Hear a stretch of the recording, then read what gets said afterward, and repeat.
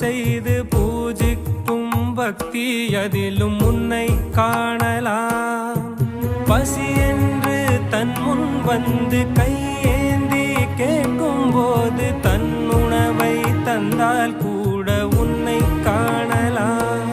உன்னை காண பல கோடி இங்கு வாரி இறைக்கிறார்கள். எளிதாக உன்னை சேர இங்கு யாரு நினைக்கிறார்கள். அலங்காரம் அதில் நீ இல்லை, அகங்காரம் மனதில் இல்லை. துளி கள்ளம் கபடம் கலந்திடாத அன்பில் இருக்கிறாய். உணர்ந்தேன் உனையே